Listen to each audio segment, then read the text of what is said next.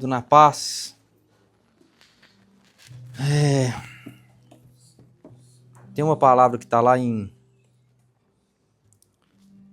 Zacarias 14:17, que fala assim, ó: se algum dos povos da terra não subir a Jerusalém para adorar ao rei, o Senhor dos exércitos tampouco virá sobre ele a chuva. E eu tenho uma frase que eu gosto muito que chama: sem adoração, sem chuva. Que é isso que Deus está falando. Vou ler de novo. Se algum dos povos da terra não subir a Jerusalém para adorar ao rei, o Senhor dos exércitos tampouco virá sobre ele a chuva. Deus já ministrou isso profundamente ao meu coração, que no meu devocional eu era muito acostumado a ler a Bíblia e orar. E eu fiquei por meses assim. Aí ontem até teve uma reunião do louvor aqui, e eu estava compartilhando com o povo isso. Um certo dia Deus chegou, me puxou a orelha. Falou: ei, sem adoração, sem chuva. Você está fazendo certo, orando, lendo Bíblia, mas existe um tripé. Cadê a sua adoração? Eu também quero o seu louvor. E às vezes as bênçãos do Senhor estão travadas porque não tem adoração. Às vezes a gente ora, às vezes a gente lê a palavra e faz parte, mas está incompleto. A adoração tem que fazer parte do nosso culto racional, do nosso sacerdócio. Paulo e Silas, à meia-noite, eles estavam fazendo o quê? Orando e cantando. E as portas se abriram. Existem portas fechadas na nossa vida porque falta adoração. Eu não sei porque é assim. Se Deus falasse que era dar 3 pulinhos, a gente estava dando 3 pulinhos. Mas Ele quer adoração. E eu não sei com você, mas eu vou usar aqui, chutar uma porcentagem. Eu acho que 70% das vezes é na adoração que eu mais sinto a presença de Deus. Nem sempre vem quando eu estou orando, Dani. Nem sempre vem, pastor Dani. Nem sempre vem quando eu estou lendo as escrituras. Embora tenha esses momentos. Mas na adoração é 70% das vezes. Hoje eu fui preparar a mensagem e teve uma hora que eu tive que ter uma conversa séria com o Espírito Santo. Falei assim: e aí, você vai deixar eu preparar a mensagem? Você vai me ajudar ou vai estar difícil? Eu não conseguia parar de chorar, não conseguia parar de adorar. Coloquei a canção, entrei pro meu quarto e eu fiquei lá horas cantando. Horas e horas cantando e adorando o Senhor. Eu não conseguia parar. Eu falei: Espírito Santo, eu preciso parar, porque assim, já são quase 4 horas da tarde, eu preciso preparar a mensagem. Me ajuda. E nem sempre vem enquanto eu estou lendo Bíblia. Nem sempre vem enquanto eu estou orando. Porque se o que a gente ora e o que a gente lê a Bíblia não leva a gente a adorar, é meio que tudo isso é para a gente adorar o Pai. É para isso que a gente foi criado. Ele está à procura dos verdadeiros que adoram em espírito e em... Pois é, então a gente precisa tirar um tempo de adoração. Enquanto eu estava ali atrás, o Espírito Santo sussurrou isso aos meus ouvidos. Zacarias 14:17. Sem adoração, sem chuva. Então eu não sei como é que está a sua vida, irmão, mas talvez está tudo certinho, mas está faltando cantar para o Senhor. Está faltando ter um tempo de adoração. A adoração, ela não é só uma arma de guerra, de abrir as portas das cadeias, de libertação. Você vê que a adoração aquietou todos os demônios que estavam ocupando o rei Saul. Todos os demônios que faziam ele ficar inquieto, porque o Espírito de Deus já tinha se retirado dele. E aí ele chamava Davi, né? E quando ele adorava, tudo se aquietava. Não é apenas uma arma de guerra, mas é onde a gente expressa o nosso coração. A gente não precisa cantar a mesma canção, porque a gente está vendo coisas diferentes em Deus. Talvez você está vendo consolo, talvez você está vendo gratidão, talvez a senhora está vendo sacrifício. A gente não precisa cantar a mesma coisa, a gente só precisa cantar para o mesmo Deus. Mas a gente precisa cantar. A gente precisa adorar. Você vem num culto como esse, é maravilhoso. A gente não tem a estrutura, mas a gente tem um coração. Queria te incentivar, quando você vier para um culto como esse, derrama seu coração. Derrama. Se tiver que subir nessas pilastras, sobe. Sobe. Só você sabe do inferno de onde Deus te tirou. Só você sabe do inferno de onde Deus te tirou, irmão. Eu sei do inferno que Deus me tirou, da desgraça que eu estava, para onde eu estava indo. Eu sei. Por isso, quando eu adoro, eu não estou nem aí para mais nada. Eu quero adorar o Senhor, eu quero agradecer o Senhor. É a minha forma de entoar, de agradecer. Nossa, obrigado. Obrigado. Sabe? E dando uma pastoreadinha. Às vezes a gente alcança coisas no Senhor que a gente orou por tanto tempo, a gente clamou, derramou lágrimas, talvez a libertação de alguém, a conversão de um marido. Eu não sei. E aí quando a gente está uma promoção, um dinheiro que você faz a mais, aí vem, aí a gente comemora muitas vezes, escutando uma música mundana. Muitas vezes, na euforia, a gente acaba se desviando um pouquinho ali. Não que seja o pecado, nossa, meu Deus. Mas, pô, aquilo que você gastou em lágrimas orando, você vai agradecer escutando música mundana? Você vai agradecer de uma forma leviana, de uma forma não sagrada? Agradeça ao Senhor, meu irmão. Eu costumo dizer que a minha vida é um favor. Não é uma promoção no meu trabalho. A minha vida é um favor. Tudo na minha vida é favor. Eu sou o improvável do improvável do improvável. Então a minha vida, seja comendo, bebendo, cantando, dançando, é tudo para a glória de Deus. No Réveillon aqui, a gente colocou uns pagodes gospel aqui, um forró gospel, meu filho, o pau quebrou aqui. Ficamos até 3 horas da manhã dançando e se divertindo aqui. Foi um mover santo, gostoso demais. Entendeu? Então, assim, a gente vai ficar perdendo o pessoal aí. Pelo amor de Deus, gente. Nós somos salvos, nós somos o povo mais feliz do mundo. Né? Nós somos o povo mais feliz do mundo, pô. É evangélico, significa boa notícia. Não, pô. Grita, canta. Né? Louve o Senhor. Se tem alguém que tem motivo para cantar, é nós. Somos nós, pô. Então eu queria te incentivar. Sem adoração, sem chuva, irmão. Cante mais. Adore mais o Senhor. Ele é digno. Amém? Vamos orar mais um pouquinho? A gente gosta de orar, né? Vamos orar mais um pouquinho. Senhor Jesus, obrigado por nós estarmos aqui nessa sexta-feira para louvar, engrandecer o Senhor, dizer que Tu és uma majestade santa, que o Senhor é o Rei dos reis, o Senhor dos senhores, que nada escapa o Teu olhar, Deus. Nada, o Senhor percorre toda a terra com o Seu olhar, procurando os verdadeiros adoradores.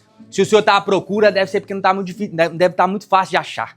Mas que o Senhor possa achar gente aqui. Que o Senhor possa encontrar corações aqui que realmente Te adoram, Pai. Mesmo com nossas falhas, nossas imperfeições, nosso amor ainda tão menino, nosso amor ainda tão pequeno. Deus, a gente quer crescer nessa adoração. A gente quer crescer em Te adorar em espírito e em verdade. A gente quer ser achado pelo Senhor, encontrado pelo Senhor. Como disse Paulo, Deus, na sua carta aos Filipenses, o que eu quero é conhecer Jesus e ser achado nele. Ah, Senhor Jesus, toma o Teu lugar, Pai, de ser adorado. Coloca o Teu trono, Pai, nesse lugar. Coloca o Teu trono nos nossos corações, Pai. Governa as nossas vidas, Pai. Senhor Jesus, o que seria de nós se não fosse o Senhor? O que seria de nós, Pai? Como diz o salmista, se não fosse o Senhor que estivesse do nosso lado, há muito que os nossos inimigos já nos teriam engolido vivos. Ah, Senhor, se não fosse a misericórdia do Senhor que se renovasse a cada manhã, Pai. Ah, se não fosse a Sua graça, o Seu favor, o Seu amor, a Sua bondade, Pai. Ah, Senhor, o Senhor é digno, sim, de louvor, de glória, de adoração. O Senhor é digno da nossa força, da nossa alma, da nossa mente. A forma como a gente come, se veste, a forma como a gente bebe, a forma como a gente festeja. Como diz no Salmo 2, exultai com tremor. Com tremor. Ah, Senhor, o Senhor é digno da nossa vida, Pai. Digno da nossa vida. Senhor Jesus, Tu és digno da nossa vida, Pai. Obrigado, Senhor. Eu oro para que o Senhor ministre aos nossos corações aqui, Pai. Que o Senhor encontre aqui corações, não encontre aqui corações duros. Que o Senhor encontre aqui corações arrependidos, corações quebrantados, corações que estão sedentos, como terra seca, para ouvir a Sua voz. Ah, Senhor, ache em nós aqui, Pai, sede, fome, Pai. Ache em nós aqui, Espírito Santo, nessa noite, Pai, ouvidos atentos. Em nome de Jesus, Pai. Queremos Te conhecer, queremos Te ouvir. Queremos estar sintonizados com o céu, sintonizados com a Sua vontade para as nossas vidas, Pai. Que nessa noite, Pai, que o Senhor possa realmente achar aqui pessoas que estão sedentas para serem ministradas pelo Teu Espírito. Sedentas para serem ministradas do Teu Espírito. Eu sei que nem sempre, Pai, o Senhor fala conosco numa pregação inteira. Às vezes é numa vírgula. Às vezes é uma frase que pega a gente lá dentro.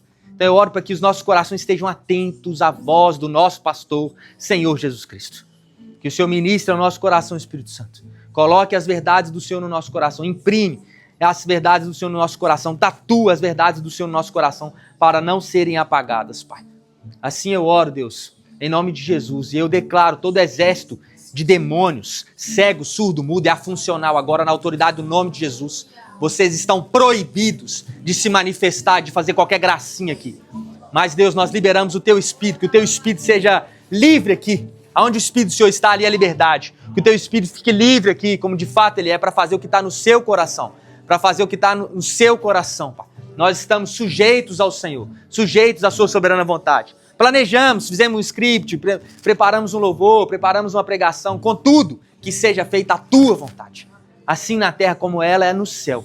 Que os anjos do Senhor, Pai, sejam liberados nesse ambiente para ministrar, para fazer aquilo que está no seu coração também, Pai. Assim nós oramos agradecidos, Deus. Em nome de Jesus. Amém. Glória a Deus. Aleluia. Aleluia. Então o título da pregação de hoje é Vivendo por Fidelidade e não por frutos. Nós, cristãos, somos o povo que faz porque é certo e não porque dá certo. É muito diferente fazer o que é certo do que dá certo. Até na terça-feira nós estávamos conversando um pouquinho sobre isso, né, irmão? O irmão do exército ali deu um testemunho e foi bem bacana de viver pelo que é certo. A gente faz porque é certo, não porque dá certo. E essa é a nossa conversa sobre hoje. Então eu queria fazer uma introdução, até porque na igreja a gente tem todo tipo de conhecimento, né, bíblico. Então vamos fazer uma introdução, depois a gente vai crescendo até chegar no entendimento. Amém? Então, Romanos capítulo 10, versículo 9 e 10, fala assim, ó: se com a boca você confessar Jesus como Senhor e em seu coração crer que Deus o ressuscitou dentre os mortos, você será salvo. Porque com o coração se crê para a justiça e com a boca se confessa para a salvação. Eu amo esse texto, porque a Bíblia está falando que se nós crermos no coração que Jesus é o Senhor e confessarmos com os nossos lábios que Ele é o Senhor, então a gente tem o nosso passaporte carimbado para o céu. Então a gente é salvo. Então, eu acho tão interessante porque no reino de Deus, normalmente, os decretos, as assinaturas que a gente faz é tudo com os lábios. Né? Então a gente fere uma pessoa com os lábios, a gente cura uma pessoa com os lábios, né? A gente expulsa demônio falando, a gente confessa, declara a nossa fé falando. Então eu amo isso, porque Deus escolheu. O salmista ainda tem um salmista que diz assim, que as palavras dos meus lábios sejam como a pena de um hábil escritor.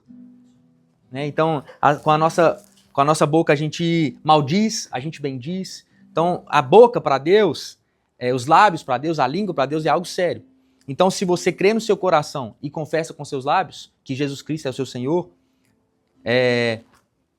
seu passaporte está carimbado para o céu. E às vezes a pessoa está na igreja a vida inteira, mas nunca confessou. Nunca confessou. Teve um dia desse que nós estávamos pregando aqui em Balneário Camboriú. Aí eu falei sobre isso, aí o homem levantou assim na reunião, falou assim: eu quero confessar aqui. Falei, aí é bom demais, não precisa nem fazer apelo, né, meu irmão? Aí é bom demais. Ele mesmo abriu a Bíblia e começou a confessar. Eu falei, é isso. O cara entendeu, pô, tá escrito, é assim que tem que ser. Só que é interessante que a Bíblia não fala pra gente confessar Jesus como Salvador. É como Senhor. Por quê? Porque a salvação é benefício, é bônus de quem Ele é Senhor. E Senhor significa dono. Sua vida acabou, agora ela é minha. Acabou. Agora você não vive mais pra você vive pra mim. Então é do meu jeito. Então às vezes o evangelho é pregado, mas a gente não lembra disso. Então é importante a gente entender que quando você confessa Jesus Cristo como seu Senhor, acabou sua vida. Agora você vive pra Ele. Mas não veja isso sob a perspectiva do que você está perdendo, mas do que você está ganhando. Você está ganhando a vida eterna. Beleza, prosseguindo. Aí Lucas capítulo 14, versículo 25 fala assim, ó. Tô construindo a mensagem, amém?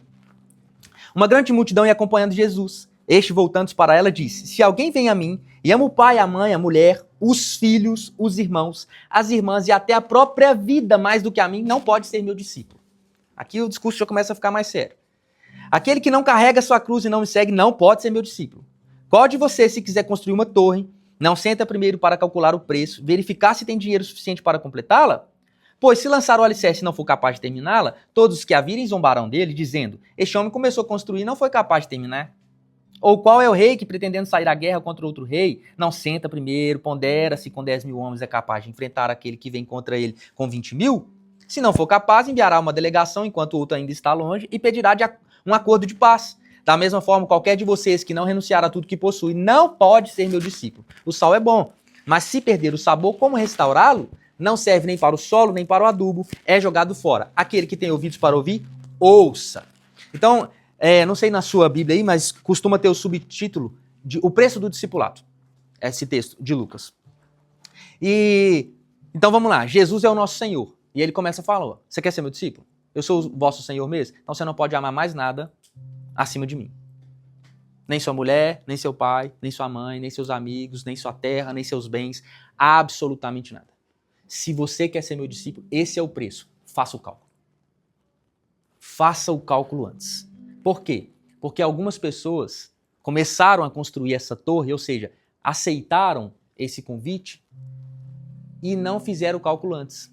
E por conta disso, pararam no meio do caminho a construção e agora a galera que está aí fora começou a zombar. Então, o evangelho hoje ele é escarnecido por causa disso. Pessoas confessaram Jesus como seu Senhor sem calcular o preço. Não vai te custar alguma coisa, te custa tudo, meu irmão. É a sua vida. A gente precisa fazer o cálculo. Mas vale lembrar que o ônus é sempre maior que o bônus. Sempre maior. Então é necessário. É por isso que o nome de Jesus, por isso que os evangélicos são tão... virou chacota. Se não chacota, virou moda. Não deveria ser nenhum nem outro. O evangelho, irmão, é para quem entendeu. Vai te custar tudo, meu irmão. Vai me custar tudo. Vai nos custar tudo.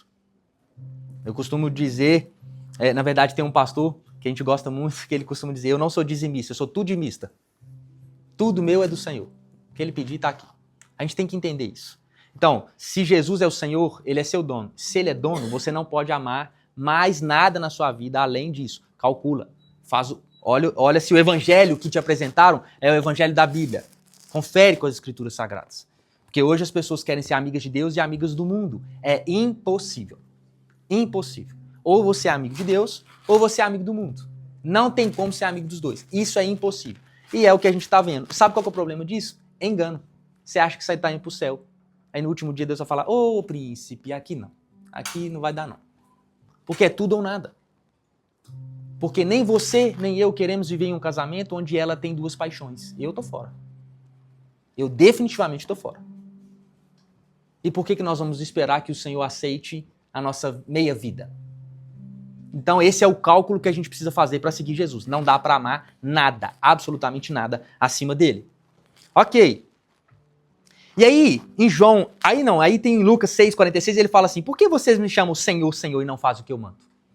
Tipo assim, a conta não fecha. Você está me chamando, meu dono, mas quando eu mando, não faço. Então eu não sou senhor de nada, pô.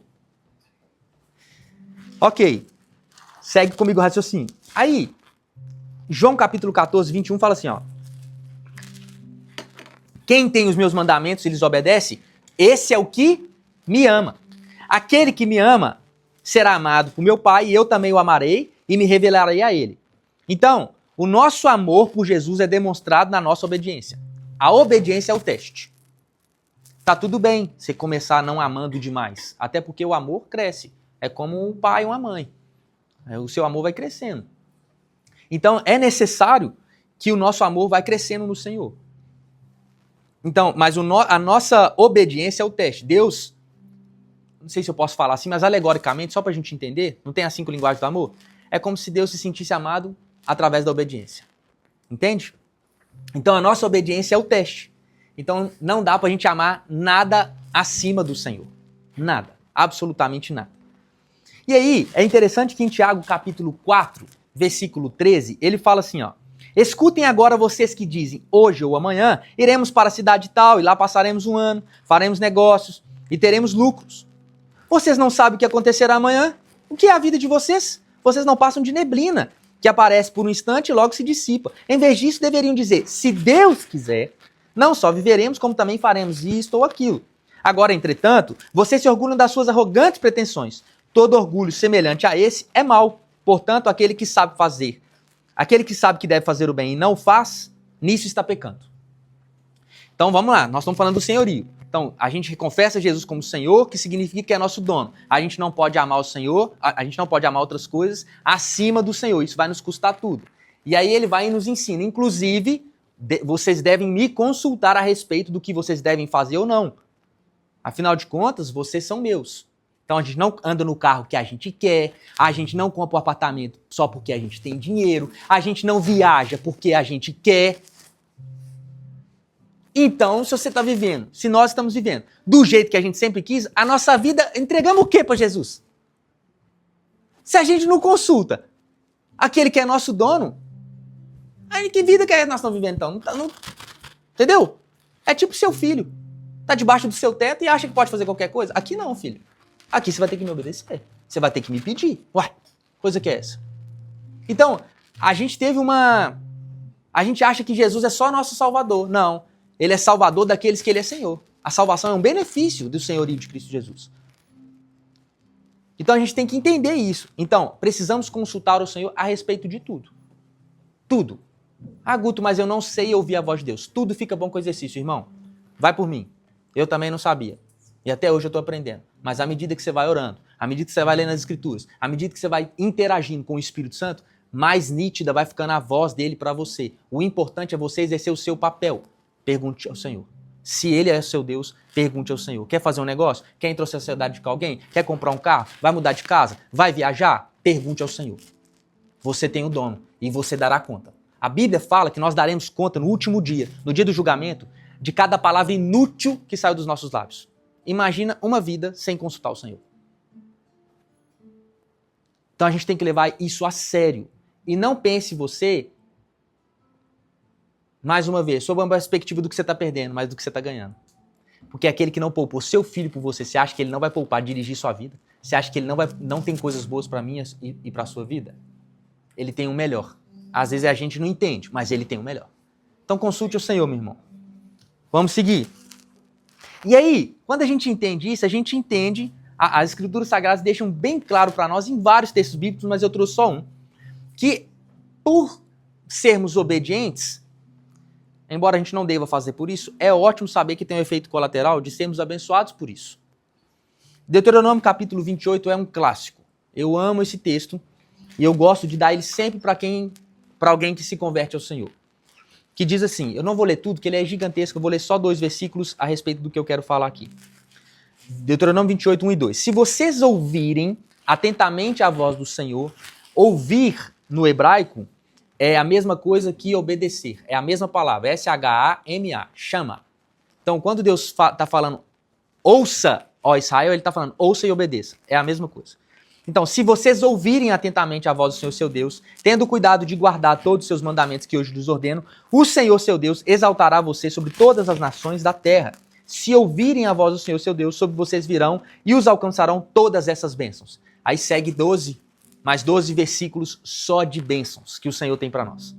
Então ele está falando, se você me obedecer, todas essas bênçãos vão correr atrás de você e te alcançar. Aí ele fala mais 12 versículos só de bênção. Só que não fica só aí. Quando chega no versículo 15, ele fala assim, porém, se não derem ouvidos à voz do Senhor, seu Deus, deixando de cumprir todos os seus mandamentos e os seus estatutos que hoje lhes ordeno, então virão sobre vocês e os alcançarão todas essas maldições. Então ele fala, se vocês me obedecerem, todas essas bênçãos vão alcançar você, Maurício. Mas se você me desobedecer, não der ouvido à minha voz, sendo o meu povo, todas essas maldições te alcançarão. Aí, se eu não me engano, vai até o versículo 68 só de maldição. Aí ele pesa a mão. Então, a Bíblia, resumão, a Bíblia manda a gente confessar Jesus como Senhor, que significa que Ele é o nosso dono, para a gente fazer o cálculo disso, porque isso vai custar tudo, né? Inclusive as nossas escolhas. Devemos consultar o Senhor se podemos ou não. A partir disso, ele fala, existe recompensa também. Existe recompensa para quem me ouve e me obedece. Existe maldição para quem não me ouve e não me obedece. Ou ouve e não obedece. Ok. Aí, eu queria que você abrisse comigo Josué capítulo 6. Com isso em mente. Gente, eu estou falando muito rápido, tá bom? Tá tranquilo? Tá dando para entender? Amém. Porque eu estou tentando correr. Josué capítulo 6, vamos no versículo 1. Aí eu vou falando os versículos à medida que a gente for lendo. Podemos ir? Jericó estava completamente fechada por causa dos israelitas. Ninguém saía nem entrava. Então o Senhor disse a Josué, saiba que entreguei nas suas mãos Jericó, seu rei, e seus homens de guerra.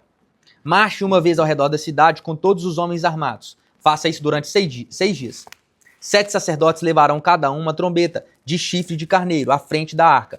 No 7º dia, marchem todos 7 vezes ao redor da cidade e os sacerdotes toquem as trombetas.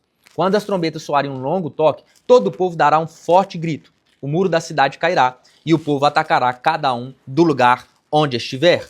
Versículo 17. A cidade, com tudo que nela existe, será consagrada ao Senhor para destruição. Somente a prostituta Raabe e todos os que estão com ela em sua casa serão poupados, pois ela escondeu os espiões que enviamos. Mas fiquem longe das coisas consagradas, não se apossem de nenhuma delas, para que não sejam destruídos. Do contrário, trarão destruição e desgraça ao acampamento de Israel. Capítulo 7, versículo 1. Mas os israelitas foram infiéis com relação às coisas consagradas.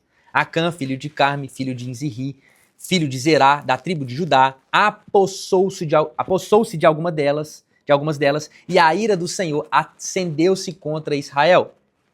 Versículo 2. Sucedeu que Josué enviou homens de Jericó a Ai, que fica perto de Bet-Avim, a leste de Betel, e ordenou-lhes: subam e espionem a região. Os homens subiram e espionaram Ai. Quando voltaram, Josué disseram: não é preciso que todos avancem contra Ai. Enviem uns 2 ou 3 mil homens para atacá-la. Não canse todo o exército, pois eles são poucos. Por isso, cerca de 3 mil homens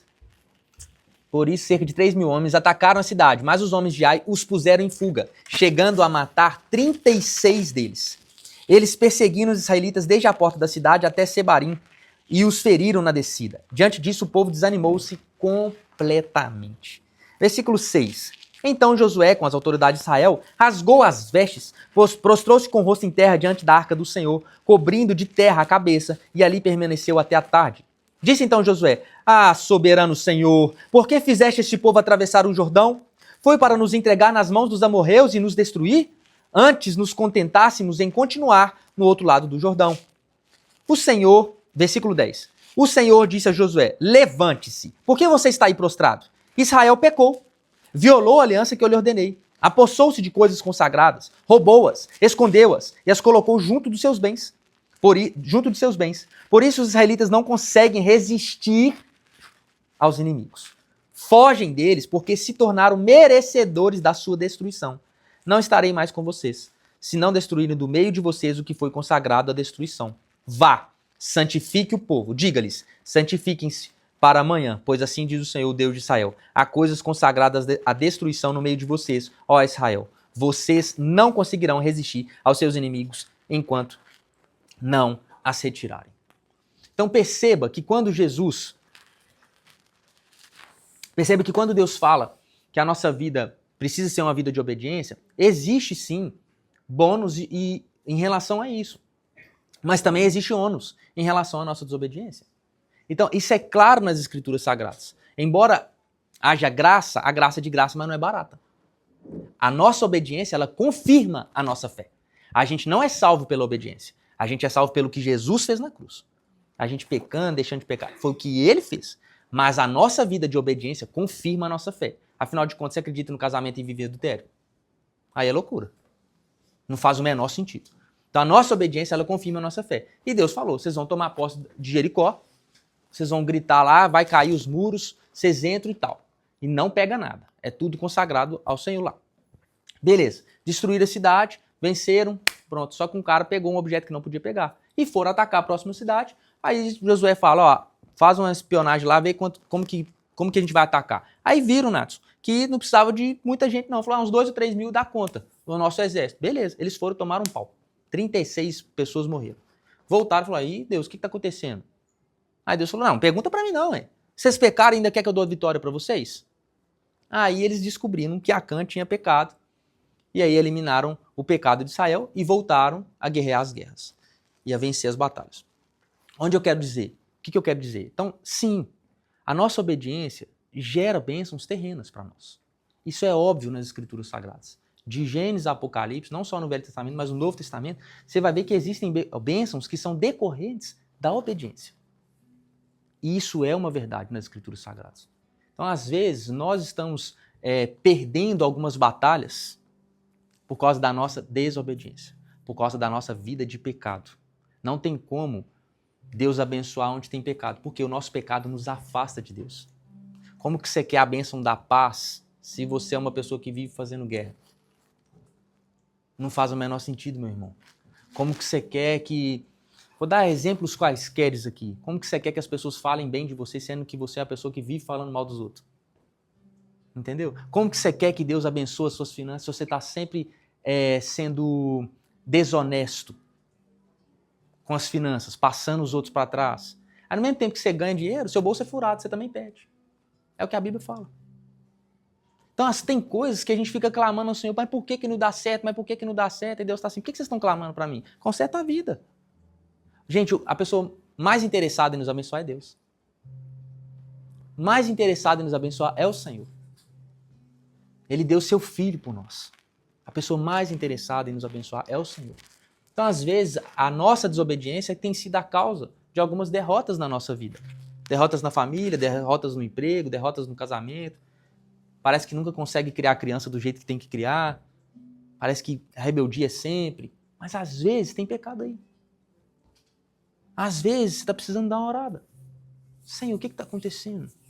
Fala comigo. Às vezes eu não estou enxergando o meu pecado. Mostra para mim, joga a luz nas minhas trevas. Deixa eu ver. Que às vezes tem uma trave no nosso olho e a gente está tentando tirar o cisco do olho do irmão. Mas tem uma trave no nosso olho. Por vezes somos cegos, querendo guiar outros cegos. E a gente precisa passar uma sonda no nosso coração. Sonda-me, ó Deus, vê se há em mim algum caminho mau e guia-me pelas veredas da justiça por amor do seu nome. A desobediência só traz desgraça, irmão. Não existe benefício na desobediência. Não existe. Parece, mas não existe. Então, talvez, sua vida pode sim estar acontecendo ou não estar acontecendo alguma coisa, ou acontecendo alguma coisa por causa do pecado. Tem pecados que a gente sabe, tem pecados que a gente ainda não sabe. E que a gente está cometendo. Cabe perguntar ao Senhor. Senhor, tem alguma coisa em mim que está te desagradando? Será que é a minha língua? O que em mim que está te desagradando? Então, existem promessas e recompensas que são derivadas da obediência. Mas o mais interessante aqui é que é muito mais fácil, não é, pastor Dani, obedecer quando se sabe que aquilo tem uma recompensa. É muito mais fácil. Ó, vocês vão fazer isso, vai dar certo. É ou não é? Se Deus fala com você em sonho para você abrir uma empresa, que vai dar certo, é muito mais fácil, mesmo que você não tenha recurso, correr atrás daquilo, porque você já sabe como que termina. Então, é muito mais fácil a gente obedecer sabendo que vai ter uma recompensa. Muito mais fácil. Por exemplo, a lei da semeadura. Aquele que pouco semeia, pouco colherá. Aquele que muito semeia, muito colherá. É você que determina a sua colheita. Se você semeia muito, você colhe muito. Se você semeia pouco, você colhe pouco. Então é muito mais fácil você obedecer, pô, vou semear, é claro, né? Além de ser uma bênção pro meu irmão, eu ainda vou colher, pô. Existe um benefício nisso ainda. É muito mais fácil você obedecer sabendo como termina a situação. Então, as promessas terrenas, muitas vezes, elas existem e elas são derivadas da obediência. Mas, vou começar a chegar no ponto-alvo do que eu queria falar com vocês. Mas nem sempre a obediência pode ser conectada com as bênçãos terrenas. Existem as bênçãos terrenas que são derivadas da nossa obediência. Mas nem sempre a nossa obediência vai gerar para nós uma bênção terrena. Queria que você abrisse comigo Juízes, capítulo 20.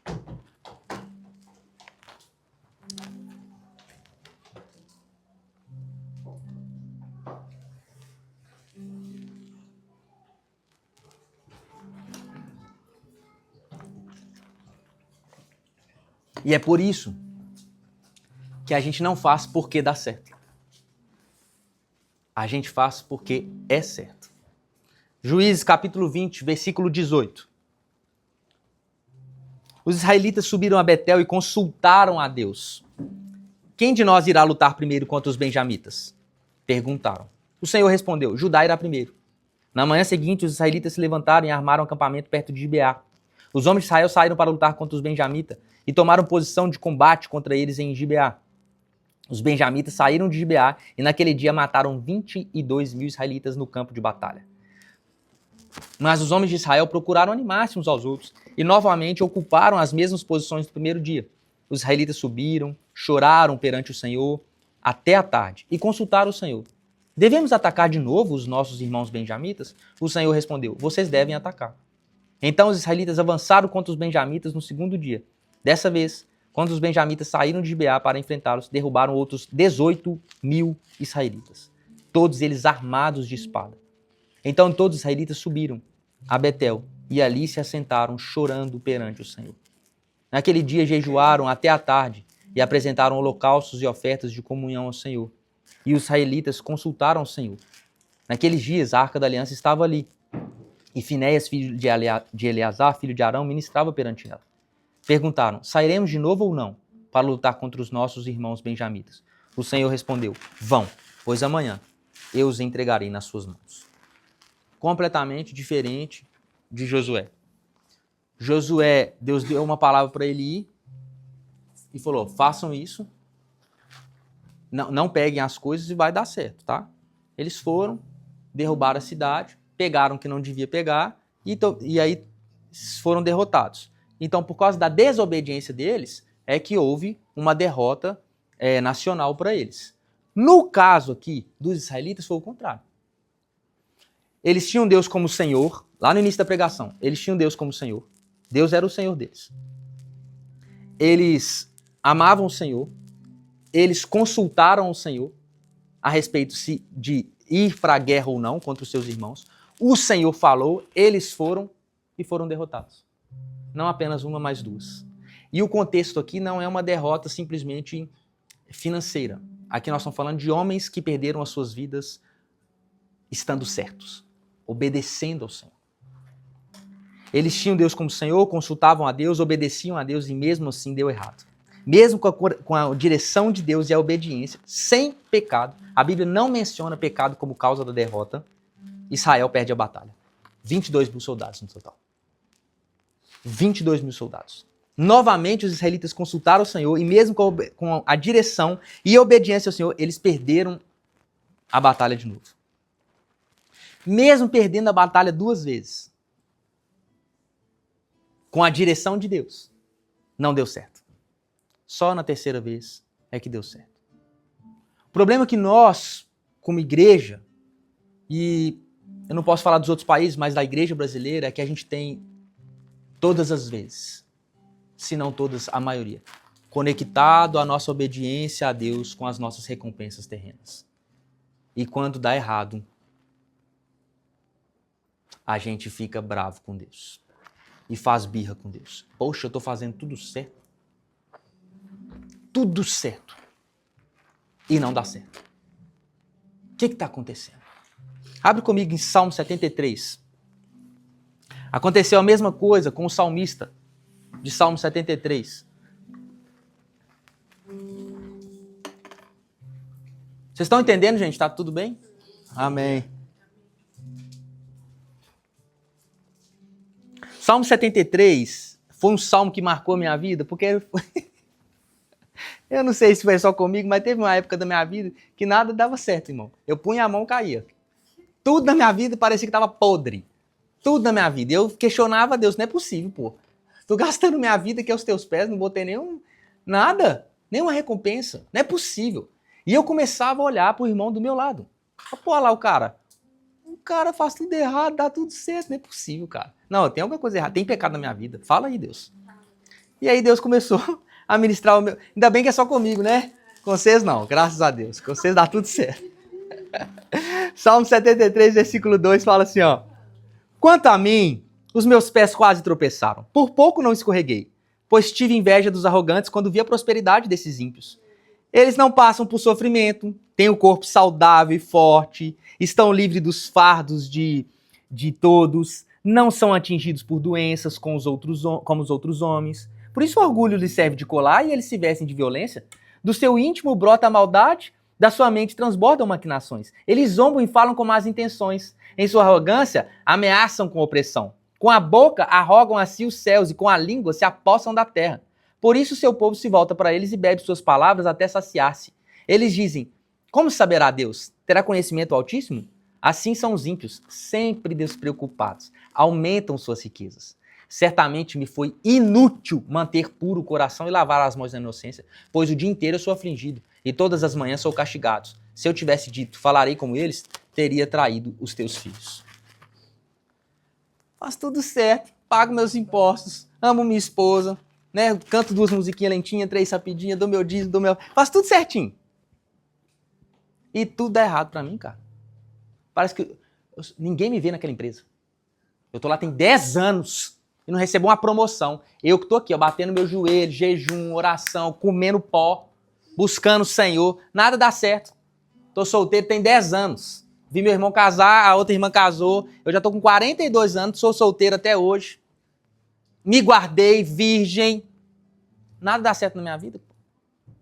Aí você olha pra mulher. Nasceu ontem, fedendo a leite, já tá casada. Lua de mel em Maldivas. Andando no SUV do ano. Aí você falou, não é possível, pô. O cara chegou na igreja agora, já tá cantando louvor. Eu tô aqui tem 4 anos. Ninguém nunca me deu um violão, pô. Não é possível, gente. É isso que o salmista está falando. Aí ele fala, foi inútil. Pra quê, então? Mantém puro o meu coração. Não recebo nada também do Senhor de recompensa. Aí a gente começa a questionar. Será que eu sou amado mesmo? O Senhor ama mesmo? É a florzinha. O Senhor ama mesmo é o Joãozinho. Porque ele, que eu vejo, também não tem pecado nenhum. E olha lá, ó, vivendo todos os sonhos dele. Depois fala que Deus não faz acepção de pessoas, né? Foi só comigo que aconteceu isso. E aí você começa a se sentir menos amado. Você começa a olhar para o lado e começa a comparar. E você fala, poxa, não é possível, eu não estou entendendo. Aí o salmista me traz a resposta no versículo 15. Versículo 16, perdão. Ele fala assim, quando tentei entender tudo isso, achei muito difícil para mim, até que eu entrei no santuário de Deus e então compreendi o destino dos ímpios. Aí ele fala, certamente, os põe em terreno escorregadio e os fazes cair na ruína. Como são destruídos de repente, completamente tomados de pavor. São como um sonho que se vai quando acordamos. Quando te levantares, Senhor, tu os farás desaparecer. Quando meu coração estava amargurado e no íntimo eu senti inveja, agi como insensato e ignorante. Minha atitude para contigo era de um animal irracional. Contudo, sempre estou contigo. Tomas a minha mão direita e me sustens. Tu me diriges com teu conselho e depois me receberás com honras. A quem tenho no céu senão a ti e na terra? Nada mais desejo além de estar junto de ti. O meu corpo e meu coração poderão fraquejar, mas Deus é a força do meu coração e a minha herança para sempre. Os que te abandonam, sem dúvida, perecerão. Tu destróis todos os infiéis. Mas para mim, bom é estar perto de Deus. Fiz do soberano Senhor o meu refúgio, proclamarei todos os teus feitos. A gente só entende, tem um segredinho aqui, a gente só entende quando a gente entra no santuário de Deus. Eu não entendia tudo isso, até que eu entrei no santuário de Deus e compreendi o destino dos ímpios. Irmão, você só vai entender algumas coisas quando você entrar num lugar profundo no Senhor. Às vezes a gente parece aquelas 2 menininhas que estavam aqui no culto. Me dá o telefone, me dá o telefone, me dá o telefone, me dá o telefone, me dá o telefone. E uma loucura, e a gente comparando. Não, porque é dela. Às vezes a menina tem presente melhor na casa dela, mas quer o que é do outro. A gente às vezes chega a ser infantil diante do Senhor. Conectando sempre a nossa obediência a recompensas terrenas, coisas passageiras, efêmeras. Quando não há recompensa, a nossa obediência parece ser em vão. É o que o salmista falou, parece-me inútil. Mas Deus está mais interessado no que eu estou me tornando do que no que eu estou ganhando. Deixa eu te falar alguma coisa, irmão. Deus não tem compromisso em forjar o caráter do ímpio. É por isso que ele pode ver o que ele quiser. Mas o caráter de Cristo Jesus, eu te garanto que ele não vai ter. E é por isso que Jesus é o primogênito, o primeiro do gênero. A ideia de Deus é transformar todos nós como nosso irmão mais velho. Porque só quem tem coração puro e mãos limpas vai subir, irmão. Então, às vezes, Romanos capítulo 1 e 2 fala assim, que uma hora Deus te entrega os seus próprios prazeres. Ele está tentando te mostrar o caminho, tentando te corrigir, tentando te mostrar o caminho. Você continua querendo viver no pecado, Aí ele fala assim, até que chega uma hora que ele te entrega seus próprios prazeres. O que isso significa? Ele não vai te corrigir mais, irmão. Vive o que você quiser. Aí a gente abre o Instagram, aí lá fala assim, nova, é Maldivas, né, casamento dela, filho. No, filho. Tá? Foi lá, o DJ tocou lá no Cristo, às 5 da manhã, mano. Aí você vê Maldivas, não sei o que, e eu aqui. É assim. Difícil a vida do crente, né? Só que você não sabe que a Bíblia está falando que a pessoa está vivendo, às vezes, é o juízo de Deus. Porque quando você vive tudo que você quer, a Bíblia fala que Deus já te entregou a si mesmo. Você se torna órfão, irmão. Você não tem pai para te conduzir. Você não tem pai para dizer, não vai não. Você faz tudo o que você quer. Quando você faz tudo o que você quer, adivinha quem torna o seu Senhor. Não pense você que Satanás quer que você faça a vontade dele. Ele quer que você faça as suas. Afinal de contas, quando o pecado entrou na terra, foi por um homicídio, um estupro? Alguma coisa assim? Não. Foi por dar ouvidos a outra voz que não foi a voz de Deus. A desgraça toda que a humanidade vive entrou no mundo porque uma mulher e um homem resolveu dar ouvidos a uma voz que não era a voz do pastor deles. Fizeram o que queriam. Viver tudo o que a gente quer nada mais é que viver o juízo de Deus, irmão. Porque se a gente tirar a cruz do evangelho, acabou o evangelho. Então, às vezes, a gente acha que o nosso irmão está sendo abençoado, ou o fulano lá está sendo abençoado, e nem está. Ou sim, tá. É a estação dele, se alegre com ele. Vai chegar a sua também. Deus não é só o Deus do outro, não. A questão é que Deus não tem compromisso em forjar o caráter do ímpio. E é isso que o salmista entendeu. Entendi, pô. Então o Senhor deixa eles subirem para colocar eles nos lugares escorregadios. Lá de cima o tombo é alto. Porque o tombo, irmão, é eterno. O tombo não é uma falência. O tombo não é uma queda política. O tombo não é uma prisão. O tombo é eterno, irmão. A perspectiva que a gente tem que ter não é apenas terrena. Nós não podemos apenas conectar a nossa vida, a nossa vida de obediência às bênçãos terrenas. Deus não tem compromisso com o nosso conforto. E uma das ferramentas de Deus para forjar o nosso caráter se chama frustração. Frustração. Quando nós somos frustrados. Tinha uma frase que sempre falavam comigo na igreja, eu não entendia, né? O pessoal falava assim, não coloque suas expectativas nos homens. Coloque sempre em Deus, que Ele não te frustra. E eu ficava assim, gente, mas minha vida é uma frustração, como é que isso pode ser verdade? Isso não é versículo. Minha vida é uma frustração, pô. Eu não tenho dinheiro nem pra pegar ônibus. Minha vida é uma... Eu passo na rua e falo, frustrado, tudo bom? Era meu sobrenome. Tudo dava errado. Eu cheguei a ganhar uma viagem pra Disney com tudo pago e Deus falou assim, não vai não. Eu falei, meu Deus. Tudo na minha vida era... Eu fui tirar carteira de habilitação aos 28 anos. Eu fiquei solteiro 10 anos pra depois casar. 10 anos no evangelho, gente. Eu discipulava as pessoas, pastor Fábio. O cara, 2 anos, já estava casado e era pastor, velho. E eu lá, sentado no banco, limpando o banheiro, ninguém me olhava. Sem dinheiro pra nada. Minha vida era essa frustração. Coloque suas expectativas em Deus. Se tem alguém que frustra expectativas, é o Senhor, irmão. Até alinhar as nossas expectativas com ele. Até a gente passar pelo mindset. Até a gente começar a ser renovado na mente. Agrada-te do Senhor e Ele satisfará os desejos do teu coração. Esse agrada-te do Senhor é tenha prazer no Senhor. A Bíblia fala que quando a gente pede de acordo com a vontade de Deus, é que a gente recebe. Então, até entrar nesse lugar, nós temos que dar uma remada. Porque a gente chega cheio de mazelas. A gente já chega, eu costumo dizer isso aqui sempre, já chega para orar, abraça o Senhor e põe a mão no bolso. Deixa eu ver se eu arranco alguma coisa hoje. Ele nunca vai no pé dele. O Marcão tem uma frase que eu gosto muito, que o lugar mais alto que a gente pode estar é aos pés do Senhor. A gente tinha que entender isso, cara. Até as nossas orações dizem muito a respeito de quem nós somos ainda.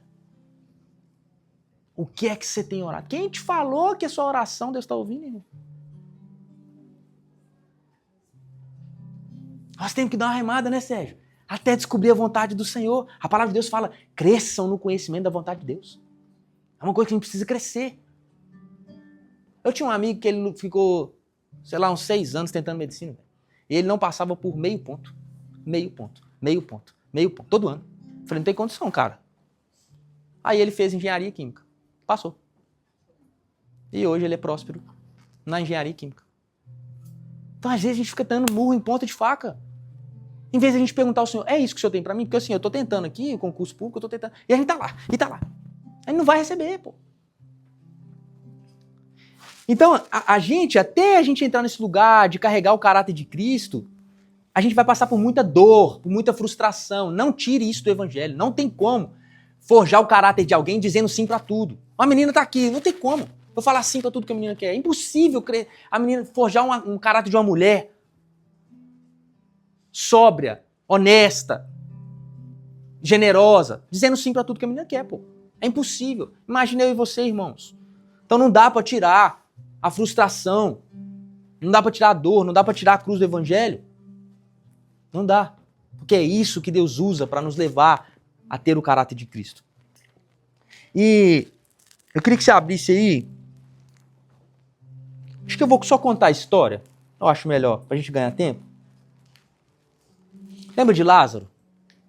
Lázaro adoeceu.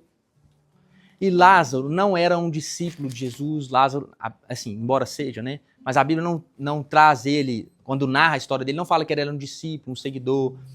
A Bíblia fala que ele era amigo de Jesus. Ele morava em Betânia e era um lugar onde Jesus costumava ir descansar.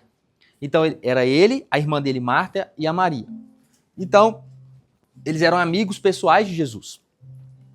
E um dia, Lázaro ficou doente e mandaram chamar Jesus. Seu amigo está doente. Eu preciso que o senhor venha e cure. Pensa comigo, gente. Você é amigo de Jesus. Se tem alguma coisa que você sabe, é que ele cura.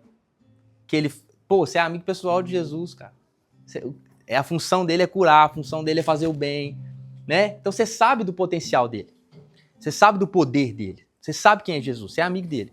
E aí, de repente, seu irmão fica doente, você manda chamar o amigo que pode fazer alguma coisa por ele. E o amigo não tinha WhatsApp nem nada. E o amigo demora 1 dia, 2 dias, 3 dias. Só que é doença. No 4º dia, Jesus vai lá. Quando Jesus está chegando, Marta, né? Marta é massa, eu gosto de Marta. Marta parece muito comigo. Nossa, já chegou correndo atrás. Ô Jesus, você não tá sabendo não que Lázaro tá morrendo, pô? Morreu agora. Tá morrendo, morreu. É o 4º dia já. Se o Senhor estivesse aqui, seria diferente. Tipo assim, em outras palavras, por que o Senhor não veio? Por que o Senhor não parou um pouquinho o seu trabalho lá, ó, e veio? O seu amigo. É mais do que um discípulo, é seu amigo pessoal. Por que o Senhor não veio? Aí Jesus falou, você não crê que os mortos vão ressuscitar? Ele falou, eu creio, isso não está escrito na Bíblia isso aí, mas é no último dia, pô, eu precisava que o Senhor curasse ele. Agora morreu, pô, já tá fedendo lá, ó. Aí, beleza, Marta volta e chama Maria. Fala, Maria, o mestre está te chamando. E Maria é massa. Maria carrega o coração, né? Maria é massa, eu gosto de Maria. É muito de todo o coração, muito entregue, né? Ela chega a Jesus e fala, pô, Jesus, se o Senhor estivesse aqui, não teria sido assim. E aí, ele fica sabendo da situação e fala assim, Jesus chorou. Ali mostra a humanidade de Jesus. Jesus chorou com a dor. Jesus se entristeceu. Agora pensa comigo. Jesus, de propósito, frustrou uma família que ele tanto amava. Ele poderia ter estado lá, mas ele escolheu não ir. Ele poderia ter ido e curado Lázaro, mas ele escolheu não ir. De propósito. Ele frustrou o coração de toda uma família de amigos. Não é amigo de amigo, são os meus amigos onde eu descanso. Então ele chora e chega diante do túmulo e fala com o pessoal assim, remove a pedra para mim. Aí remove a pedra. Aí ele fala, Lázaro. Eu acho até engraçado que se ele não tivesse falado Lázaro, eu acho que o cemitério todo tinha ressuscitado, né? Ele chama ele pelo nome, porque o poder dele era grande demais. E aí ele fala, Lázaro, venha para fora. Aí Lázaro sai para fora. Todos ficam maravilhados com aquilo. Ele fala, tira a faixa dele, deixa ele ir. A questão é que Deus precisava frustrar, irmã, a expectativa de cura de Marta e Maria, do seu irmão, porque ele precisava de ser glorificado através da ressurreição. Os planos de Deus são maiores que os nossos, são mais altos que os nossos. Deus não quis curar, porque ele precisava ressuscitar um homem. E ele seria muito mais glorificado na ressurreição do seu amigo do que na cura dele. A Bíblia fala que muitos judeus creram em Jesus por causa da ressurreição. Que muitas pessoas agora, a partir disso, começavam a vir, não apenas para ouvir Jesus, mas para ver o milagre. Pô, deixa eu ver, velho. Não é possível, cara. O homem morreu e ressuscitou mesmo. E as pessoas começavam a se render a Jesus por causa de uma ressurreição. Irmão, não sacrifique a bondade de Deus no altar do seu raciocínio. Não faça isso. Porque a bondade de Deus para nós é egoísta. Mas a bondade de Deus para Deus é coletiva. Se ele tivesse apenas sido curado, Marta e Maria teriam sido edificadas. Talvez alguns poucos frequentadores da sua casa. Talvez o pessoal da sua célula. Mas a ressurreição, irmão, foi em toda a cidade. Não dá pra gente ficar sacrificando a bondade de Deus só porque a gente não entende. Se Deus fosse bom, por que isso aconteceria comigo? E a gente fica patinando nessa infantilidade espiritual uma vida. Quando a gente já devia estar confiando naquele que morreu, ressuscitou e nos deu a vida eterna. Eu acho tão engraçado que nós, como cristãos, confiamos a nossa eternidade na mão de Deus, mas não confiamos o nosso amanhã. Isso me incomoda profundamente, porque eu me pego nesse lugar várias vezes. E eu choro por muitas vezes a minha incredulidade me impedir de confiar naquele que deu sua vida por mim. Eu não sei se você já foi repreendido pela falta da sua fé, mas eu já várias vezes. E é uma dor insuportável. Você desconfiar de alguém que não merece a nossa desconfiança. Quando Deus fala, quando a sua vida está nas mãos de Deus, a razão precisa se curvar diante da fé, irmão. A Bíblia fala que ele nos dá a paz que excede todo entendimento. Ou você tem paz ou você tem entendimento. Os dois nem sempre. Tem hora que não dá para entender. Tem hora que é impossível, não cabe na nossa razão Deus fazer isso. Como assim amar o Senhor mais do que minha mãe, meus irmãos? Que coisa! Meu filho, amar o Senhor acima de tudo isso. Não cabe muitas vezes na nossa mente, no nosso coração. Por isso que o justo viverá pela sua fé. E se nós não estamos vivendo pela fé, nós não somos justos. Tem uma hora na vida, irmão, que ou a gente entende, ou a gente tem paz. Porque tem coisa que não cabe. Morreu tão cedo. Por quê? A dor do luto, a dor de um divórcio, a dor de uma falência. Eu não sei qual é a sua frustração, irmão. Eu não sei qual é a sua frustração. Mas eu sei que Deus tem poder de ressignificá-la. Eu sei que Deus tem o poder de ressignificá-la. Deixa eu te falar uma coisa. A Bíblia fala, não precisa abrir não, em Apocalipse 21 fala assim: eu vi novo céu e nova terra, pois o primeiro céu e a primeira terra passam e o mar já não existe. Passaram e o mar já não existe. Então eu ouvi uma voz forte que vinha do trono e dizia: eis o tabernáculo de Deus com os seres humanos. Deus habitará com eles. Eles serão povos de Deus. E Deus mesmo estará com eles e será o Deus deles. E lhes enxugará dos olhos toda lágrima.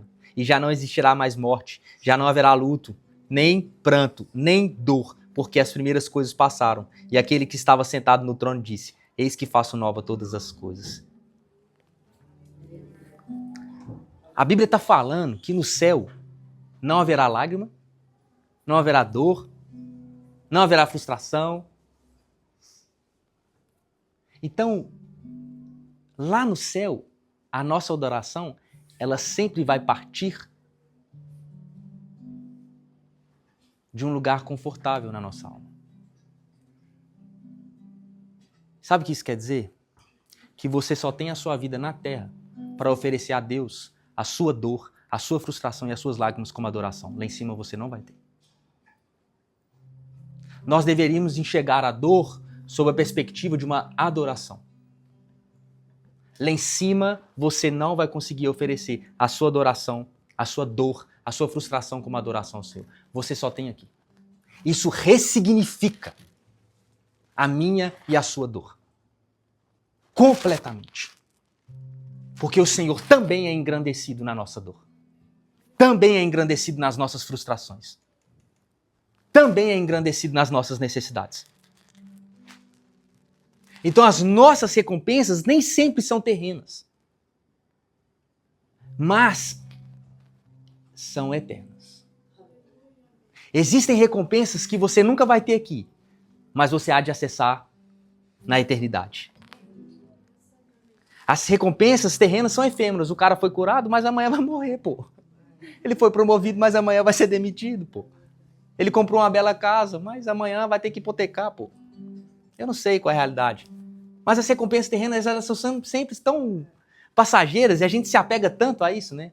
Eu me encontrei com um cara lá, e o cara, pô, velho, já ouvi falar de Itajaí, Balneário Camboriú. É assim mesmo? Eu falei, é assim mesmo. Ele falou, não, mas é assim mesmo. Eu falei, é assim mesmo. É lá que Jesus plantou Adão e Eva. Você pode ter certeza. Ele falou, mas é assim mesmo. Eu falei, é assim mesmo, eu tô te falando sério. Ele falou, não, não pode. Eu falei, é seguro, é limpo. Não é o céu, né? Mas é seguro, é limpo. Aí ele, nossa, cara. Aí comecei a falar bem da cidade.